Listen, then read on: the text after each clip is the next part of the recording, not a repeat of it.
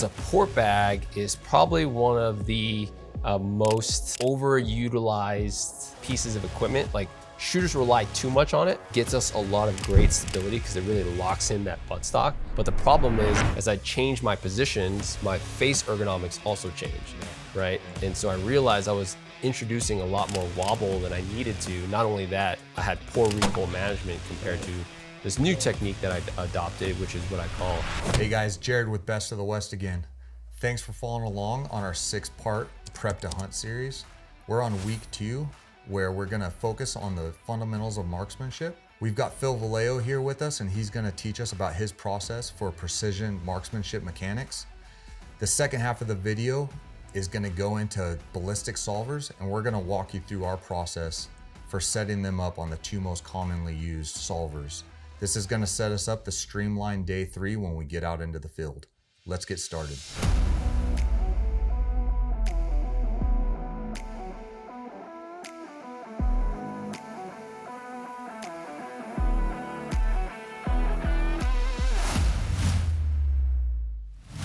Hey guys, I got Phil Vallejo here.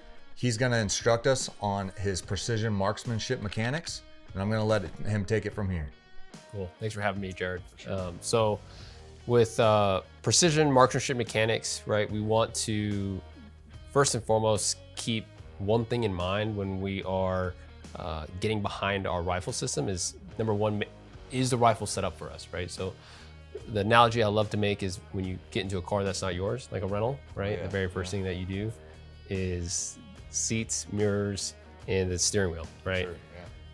Well, that is nice when you obviously on just the driveway, right? But then when you start driving, then you make fine-tune adjustments, right? So you make your gross adjustments in the parking lot, but then as you start driving, you notice, okay, I need to make these small tune adjustments. So we're gonna make our gross adjustments here for rifle setup, but then in the field, then we might have to tweak a little bit, but we're not reinventing the wheel once we get out there, if that makes sense. For sure. Yeah, and so one thing to keep in mind when we're building our shooting position, and if you think of a triangle, you've got, at the very tip of that triangle, you've got comfort, right? Mm-hmm. Then you've got stability and recoil management. So when you build a shooting position, I like to keep those 3 things in mind, but comfort is the most important, I think, because if we're not comfortable, what's the only thing that we're thinking about? We're not gonna do the other 2 for sure. We're not thinking about the other 2. We're just, you know, and I know you've probably been in those situations where it's like, I hated this position, so you just shot anyways, right? Knowing that you shouldn't have, right? Whether it be a steel target or whatever the case might be. So our goal is to avoid that, but talk about how we can influence our body mechanics to manipulate those 3 things for all 3 of them to go hand in hand, right? Yeah. So let's go ahead and get you set up behind the rifle first. And the very first thing that I want to talk about is our length of pull. Now, traditionally, our length of pull is set from the end of the buttstock there to the trigger, right? Now, what you see a lot of shooters will do is just go ahead and, you know, start grabbing the rifle and manipulating the bolt. But really what we want to try to do is understand what that length of pull is setting up for us. And so what I like to teach is that our ability to manipulate the bolt is what truly sets up our length of pull. So what I want you to do is I want you to go ahead and just dry fire a few times and run the bolt, right?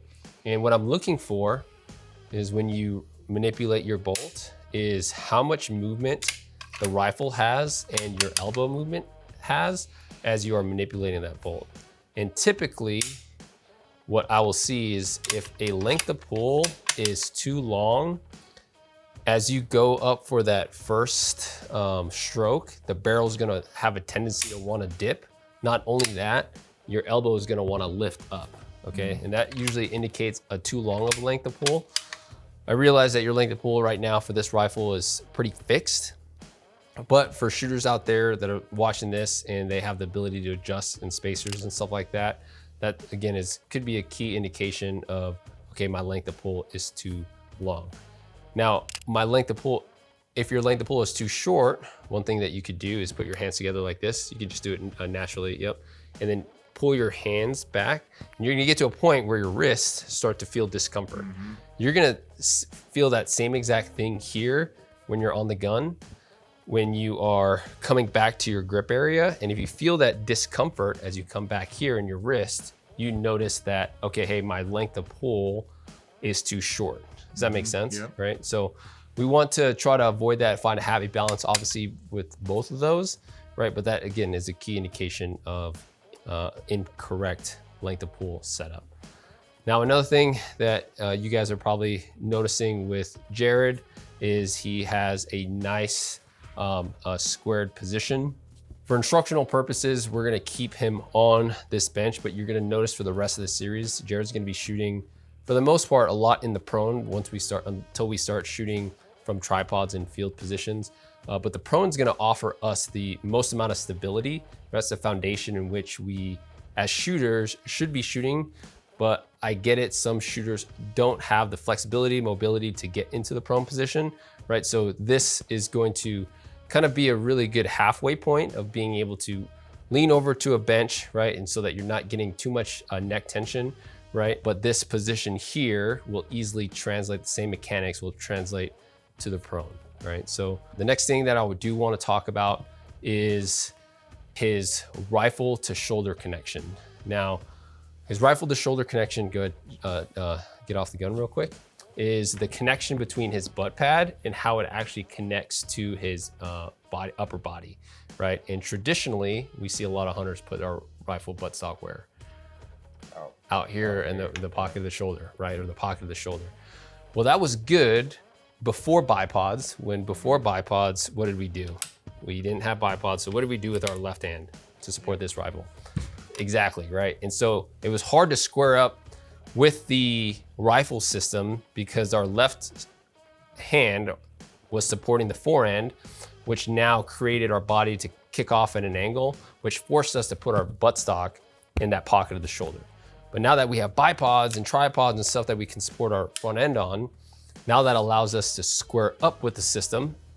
And so now what Jared is doing subconsciously is he's actually connecting that buttstock a little bit more medial than traditional. Talk to us about where you're actually connecting that buttstock. Yeah, it's almost brought in like right at the base of my collarbone here. Okay. And I'm pretty squared up. I don't like to cant my head too far that way, so I have a little bit of a cant, but it's in pretty close to the base of my neck and collarbone. Yeah, perfect. Yeah, so one thing to keep in mind is depending on your rifle to shoulder connection, right, where that's at, it's also gonna influence how your face is being put on the gun. So what we want to do is we want to put that buttstock as medial as we possibly can, and as well as high as we possibly can. Because if it's too low, one thing that you're gonna notice, so I want you to drop that buttstock a little bit lower, a little lower, is if it gets too low, what happens is Jared's gonna wanna crawl over that rifle system and now look up through his eyebrows through the scope, which is a very big tendency for shooters to do, especially if their length of pull is too long for them, because they're connecting their buttstock too low and they're crawling over their system, now looking up through their eyebrows. So we wanna avoid that. So the best way to do that is to address that buttstock as high as possible, as medium as possible. And so stop right there. And so Jared does a really good job of this, again, subconsciously. And this is what I like to call building a bridge. So if I took this rear bag out from him, what Jared has is he's got a solid connection with just his collarbone. And he's only, if you notice, his rifle is barely moving because he's not putting too much forward pressure into the system. He's just allowing that collarbone to hold that rifle up. Now, without that support bag, what he'd be doing is supporting the back of that rifle, right, with his non-shooting hand, which we'll talk about here in a little bit. But this addressing the rifle is super important, and I can't stress this process or this part enough. So that looks good. The mechanics look good. In the case that the rifle or optic wasn't set up for you, what we would do to address this is you'd get on the gun, and then you would just move the optic forward and back on the rail. Or if you didn't have a monolithic rail, if it's just rings, then you would just slide it forward and back. It's nice to do this with a buddy, just so that you're able to have them move that scope forward and back for you, right? And what we're looking for is when you do mount the optic, the very first thing that I'll cue Jared or my shooter is I'll ask him, okay, if you gooseneck or push your head forward, what does that do to your eye box window? And if you pull your head back, what does that do? And it probably puts him in and out of that area, right? So realistically, he's in a good spot. But if I were to, let's say I were to move this scope forward one, then he would probably gooseneck. If he's goosenecking, that means I need to move the scope back. And now if he's turtlenecking or pulling his head back, that means the scope is too close to him. And now we need to move the scope forward. Does that make sense? Yep, totally. Yeah. So you just want to be mindful of those two things when setting up your eye relief. Again, the Optic is already set up for Jared, so his eye relief is set with this Optic. But those are one of the things that you want to be mindful of.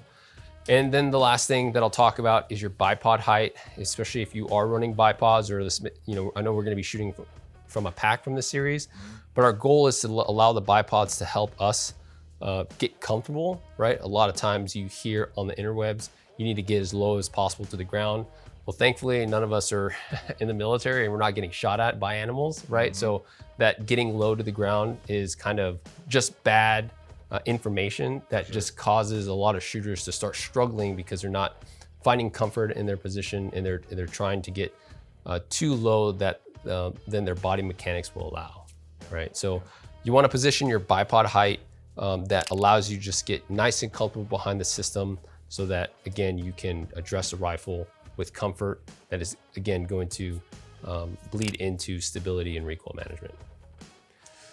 Awesome, man.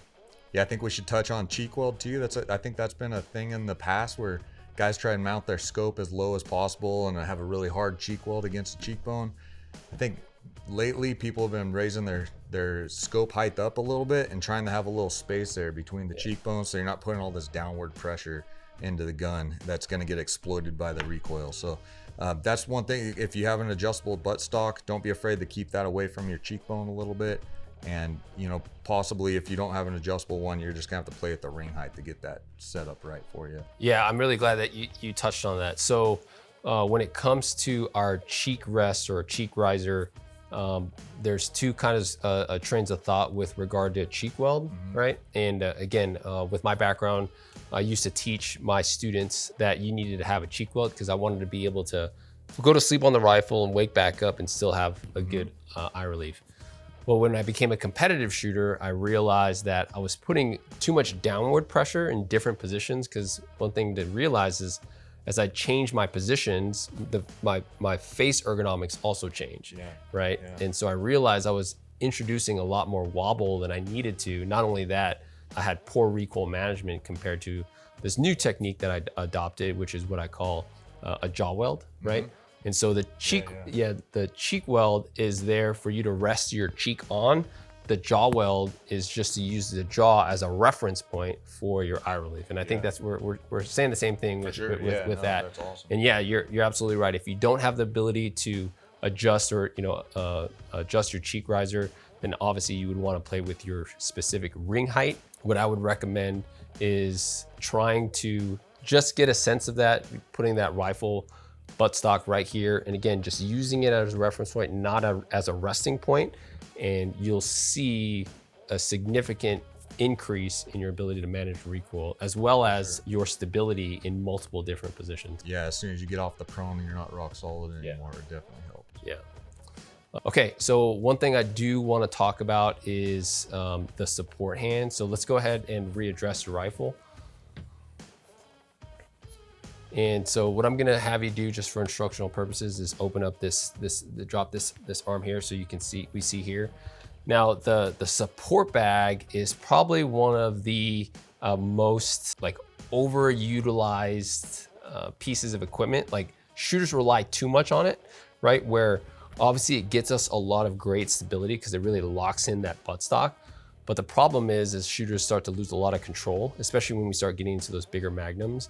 And right now, if you notice, Jared, again, subconsciously what he's doing is he's allowing his hand still to support the buttstock, whereas the bag is now supporting his hand.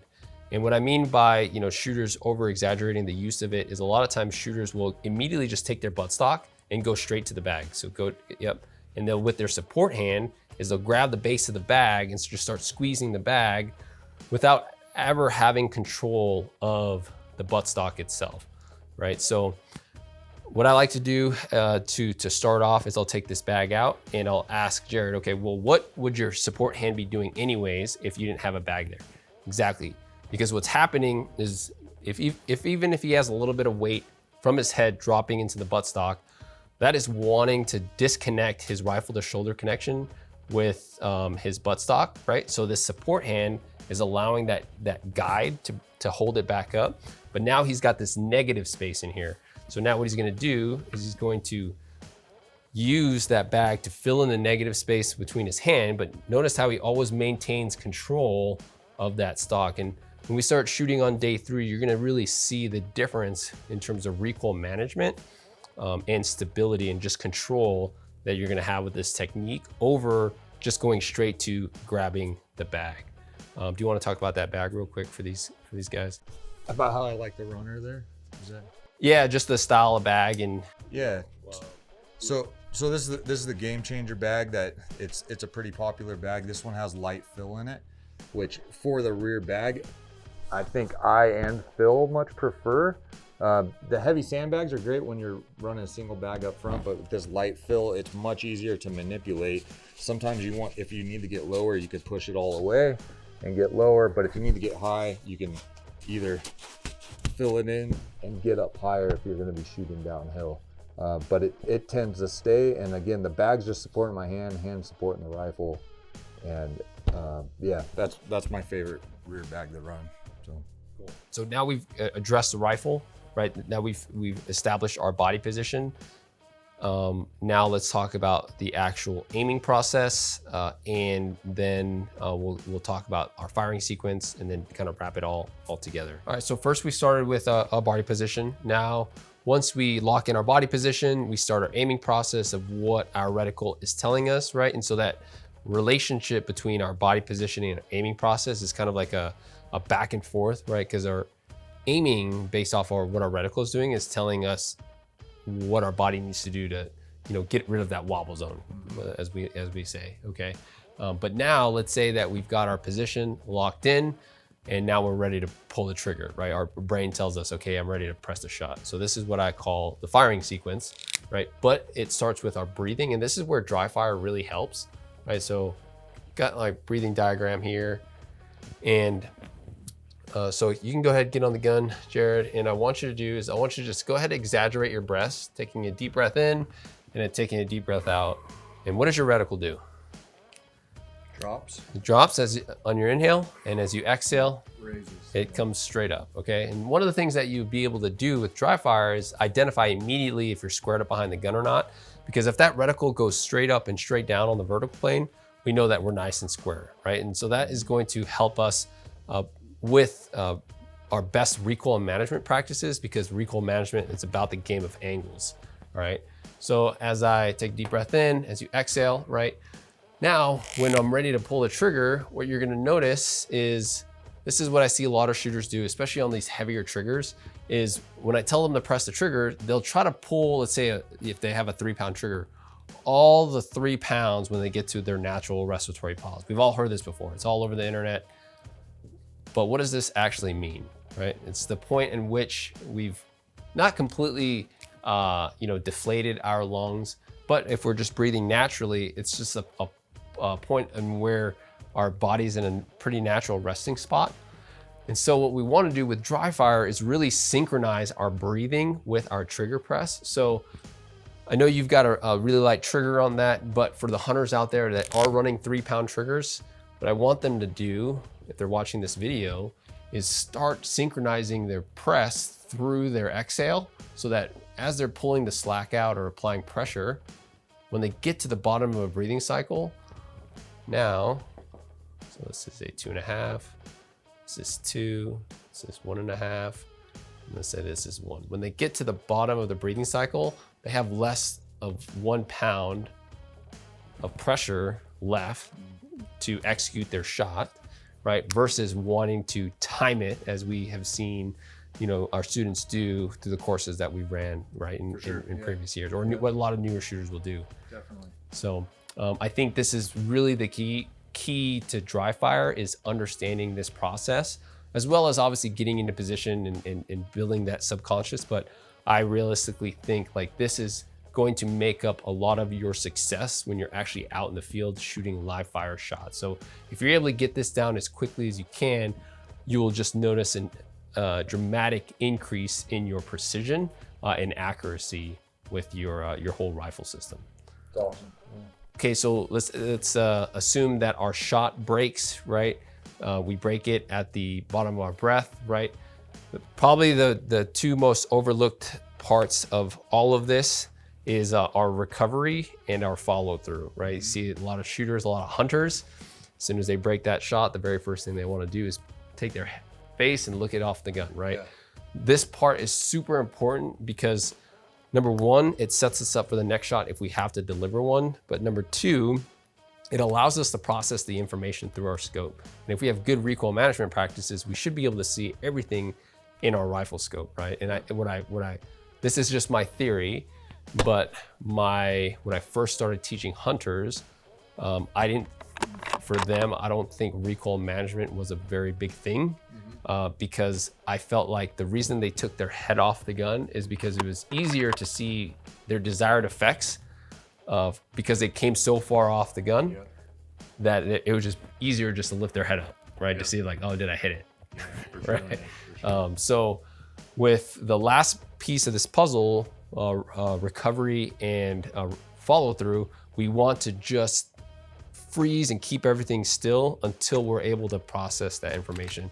But by keeping our eyes through the scope, it's also going to tell us information of what our body is doing or what a rifle is doing that's throwing off potentially a shot. Because another thing that I've seen, especially when we're talking about precision, is if I get inconsistent recoil patterns, I'm also going to get inconsistent shot patterns downrange, right? Because our body's being influenced, or the internal ballistics, we're not too diving into it, of like how that rifle is recoiling is different every shot. And now it's going to be flinging my rounds, especially if I'm shooting on paper, in different areas, right? So if I've got consistent recoil patterns, I know my bullet's going to go in that same exact area or same spot every single time. So that pretty much wraps up kind of just, again, a broad overview of precision mechanics. Again, I know with the future of Best of the West, your goal is to really identify that precision hunter so that they are going out there and making shots that are, they're able to take within range, but also, place their shots with intention, not just, oh, I've got this area, and hoping and praying. Yeah. Sure. So, and I think based off of both of our backgrounds in the competitive scene, we've just seen, okay, this is what it takes, and it's possible to drive a rifle like this to the utmost precision and accuracy. Especially as target shooters, we're shooting out 10-inch plates consistently at 1,000 yards, right? Sure. And it's these small little details that really make up that whole thing. Yeah, allowing you to be consistent with it, and that's definitely with hunters in mind. Like you talked about, being able to see your shot through your scope is so critical. It's not like shooting a white plate where we see where our bullet hits after the recoil's done. We want to see that bullet hit at the time when it's on an animal, because you're not going to see a mark on the fur most likely. So yeah, that's great for all the fundamentals of managing recoil and making sure your bullet goes where it belongs, and then being able to see it is awesome. Yeah. So there's definitely different tools out there, especially if you are in very close space.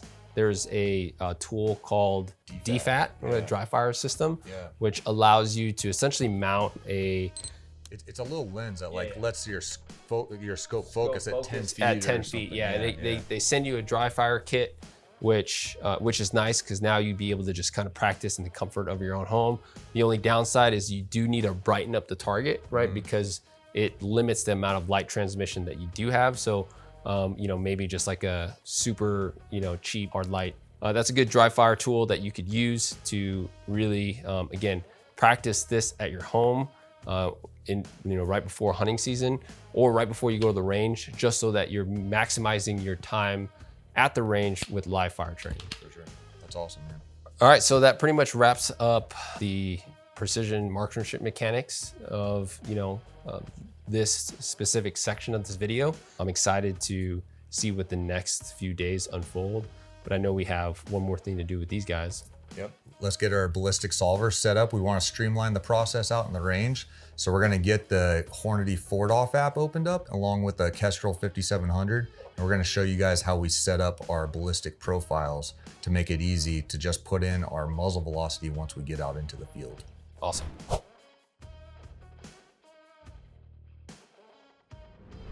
All right, guys, Phil here again, and I'm gonna be walking you through how to set up the Hornady FordOff ballistic solver. One thing I like about this app is that it is free, but don't let that discourage you thinking that it is a inferior ballistic solver to some that are out there. It is actually really accurate, and I actually still use it to this day as a professional competitive shooter.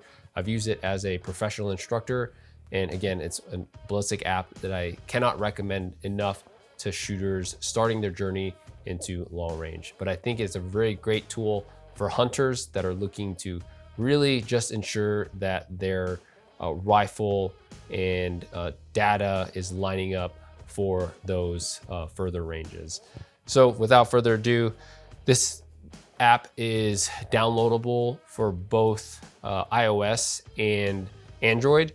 And so I've got here on my iOS device, and the very first thing that you're going to notice, especially if you're in the field, is it's going to want to try to connect to the internet because of the main videos that you can go on here. But to streamline that process, especially if you're in limited service areas, which I do all the time, is I'll just put my phone on airplane mode and it'll automatically open up. Now, you need to create an account in order to have a bunch of ballistic profiles made, as you'll see on my phone. So very first thing that I'm going to do is on the home screen here is I'm going to go ahead and just open up the FordOff, and you notice that there's two categories. There's favorites and general calculator. Because I have already a profile, I'm just going to go ahead and hit favorites. And now you can see I've got already a huge list of rifle and bullet combinations.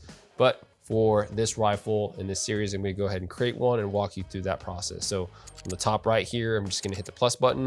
And what's cool is I can take a photo of the rifle that I'm referencing. So in this case, I'll just take the photo of this beautiful Best of the West rifle here. I'll just take this photo, and you'll see that it automatically updates. And the title, I'm just going to name it Best of the West. Now, this is the main title that is going to go actually on your screen there. So what I also like to do is name the cartridge as well as the bullet I'm going to be using. So the bullets we're going to be using are the 156 EOLs. And so I'll reference that, because one thing that you'll notice is that maybe you have a rifle and you want to try multiple bullets. What I'll do is just create a separate profile for that bullet rather than going in and changing the bullet every single time. So 156 EOLs, and I'm just gonna put in my rifle description, Best of the West rifle, McMillan, Collis, and it's got a proof on it, something of that nature. You could put your chassis, whatever the case might be. Optics, it's got a Collis K525i, and the bullet. Now this is what's neat, is Hornady has a huge bullet library of different bullet manufacturers, right? So if you're obviously a Hornady bullet user, you're gonna be able to find that bullet in there. They also have some of their competitors like Berger and Sierra. But in the case that you do not have the bullet in here, then that's when you would go to the BC calculator. In this case, because we do, we're gonna use the Berger 6.5 156 grain EOL Elite Hunter. Select enter on that. And then I'm gonna skip load info, and I'm just gonna go straight to rifle info. So we're gonna input the muzzle velocity on day 3 once we get it from this rifle. But zero range and zero angle, this is just one of the things that Hornady does a little better than I think a lot of other solvers out there. Is it really allows you to fine tune that angle between your barrel and your optic. But just for the scope of this video, we're just gonna walk through zero range. I've used zero range for years now and have had no issues, especially for hunting applications. So I think for for the general shooters, zero range is going to be great. So 100 yards is what we'll do this to. Sight height here, I've got my calipers out and I've measured this to exactly 2.25. And so just so you know, the sight height is measured between the distance to the center of the bore to the distance of the center of the optic. So again, these calipers, I got 2.25, and the barrel twist rate on this is a 8 twist, right? And if you don't know that, you can contact your rifle manufacturer if you got it custom build, or you could just look up a Google specs, especially if you're shooting a production rifle, just look up on their website. Impact windage, this is in the case that we cannot, adjust our left or right anymore, based off of what our scope allows, because we're barely just on the left or the right of center sometimes. So then we would just put that in there.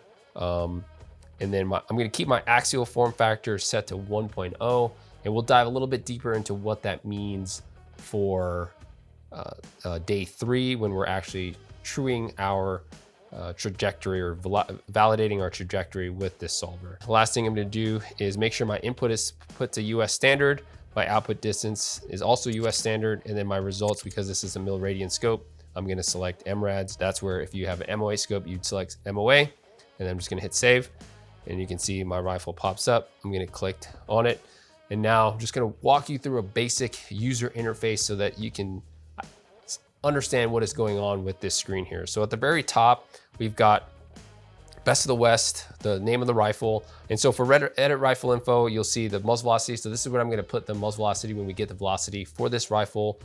And then if I can, do any kind of changes with maybe my sight height or my zero range, let's say, I didn't have 100 yards, I had 91 yards, I can quickly put that in there. And if you wanna adjust it, instead of hitting the plus or minus buttons, another pro tip is if you click on the red box, the keypad will pop up, so you can quickly enter those numbers. Coming down one step, you've got edit environment and parameters. So if you do have a Kestrel that has Bluetooth, you could actually pair this to another Kestrel. That way you can pull real-time atmospherics with, which is what I do all the time as a competitive shooter when I just want to feed the atmospheric data into my solver. And if I want to manually input that, what I'm going to do is just hit edit environment, and then I will put into my altitude, my pressure, temperature, humidity, and then obviously my windage offset. Now, in the case that I am going to a place as a hunter, if I'm doing some research on Onyx, what I'll do is I'll just look at the average altitude, and I'll just plug that in there. So let's say, I've been on a hunt where my average altitude was 6,000. What's cool about the solver is it automatically correct the station pressure, and then I'll just put whatever average temperature that I'm thinking for the week that I'm hunting. So let's say 50 degrees, and that is what is going to put that. But when we actually validate or true our trajectory, we're gonna put real-time data or information in there. This is in the case that you want to use the solver to just check your data at those different ranges, especially if you are, or different elevations as a hunter. Now, on the next gray line, you'll see altitude temp. So this is just reading back to you your actual real-time data that you have plugged in. And then everything in the gray is what I consider advanced external ballistics that we don't really want to dive into in the scope of this video, but shooting angle, obviously that's important to compensate for our different angles that we're shooting in. But if you're messing with that, just make sure that you set it back to 0 by hitting override so that you're not getting false data, firing azimuth, earth-based effects, and moving targets is all going to be kind of out of the scope of this series, but it's something that is neat to dive into, especially if you do dabble into long range shooting. Now on the left here, we've got my distance in yards. So this is wherever I think the distance is. And again, to quickly scroll through a specific range, I'm just gonna click either the red box or the number itself, and a keypad will pop up. So if I wanna go to 500 yards, I'll just plug that in. It'll automatically reset. On the top right here, I've got my wind speed. You can't do that same thing with the wind. You just have to roll it like a wheel, which is fine, right? And then on the very bottom right, that takes a majority of the screen that you see is your little wind wheel. So this is where I'm estimating or thinking where the wind is coming, wind direction is coming from. So if I think it's coming from 9 o'clock, I'll put it at 9 o'clock. If I think it's coming from the right, I'll put it from 3 o'clock. and you probably notice my wind changes, especially if I'm at 4 miles per hour from 3 o'clock and to 9 o'clock, okay? At the very bottom, this is where our firing solution lives. So our firing solution is essentially the mathematical formula that this solver is giving me that is predicting where that bullet needs to be in time and space based off of, again, the bullet that I'm using, the atmospherics that I plugged in. One thing to keep in mind is garbage in equals garbage out. So if we're putting incorrect information in here, we're most likely gonna get garbage results. So it's important that we are putting the right information into the solver so that we're setting ourselves up for success. The bottom left is gonna be my elevation firing solution. And then the bottom middle is going to be my windage. And then actually most recently, Hornady added a lead firing solution in case that you are shooting movers as a competitive shooter. If you know the potential lead of an animal that you're shooting, right, you could put that lead in there and it will give you however many mils or minutes that you need to hold in front of. And what I really love about this app is not only, again, its usability, but on the very bottom right, what you'll see is what we call a range card function. And this is what I use a lot to really diagnose and look at different bullets out there and stuff like that. So I'm just gonna put max range table of 1,000. I'm gonna put interval tables of 100. And now I've got a real quick dope chart, especially if everything lines up with this specific rifle and this bullet combination.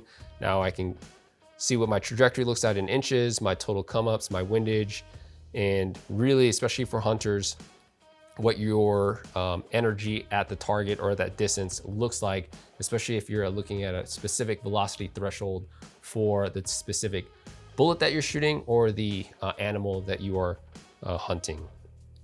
And that is pretty much the Hornady Ford-Off in a nutshell. Again, not too crazy. There's a lot of different resources online that you can use, but that is just a real quick down and dirty way on how I like to set it up. And again, some cool features of the Hornady Ford-Off that I think make it a really nice solver for either entry-level shooters or even professional level shooters to use to get accurate data for their precision rifle systems.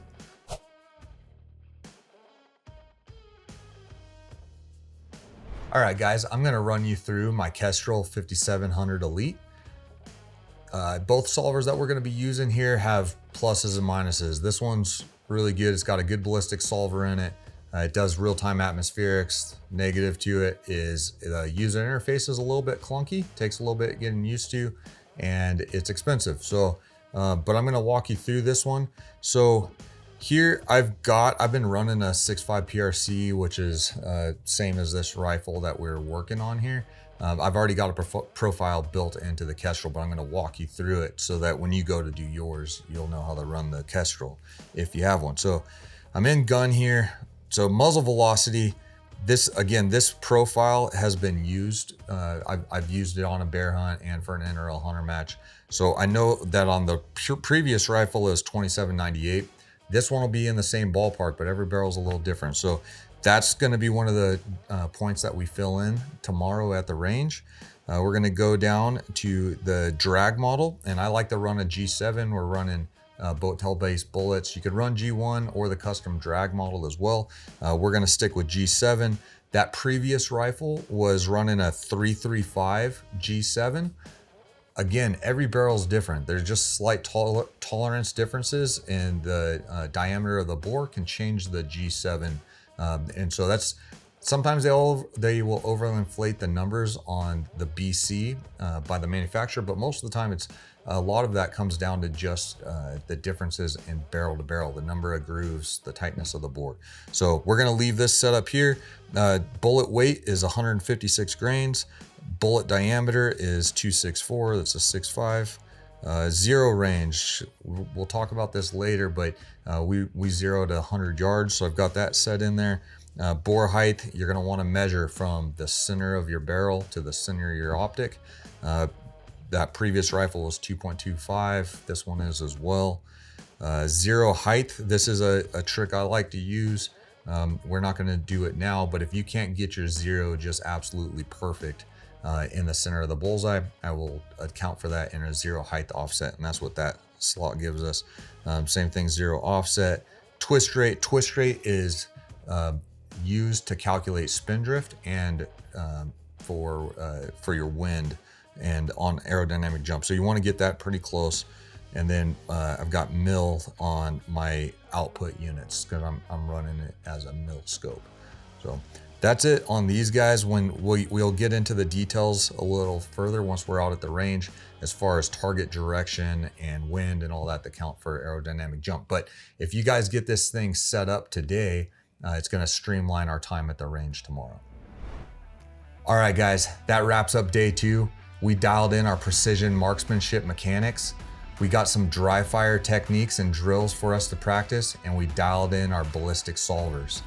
Join us on the next episode. We're gonna head out to the range and we're gonna dial in muzzle velocity, checking our zero, dialing in the trajectory of our ballistic solvers, and we're also gonna work on our recoil management. We'll see you on the next one.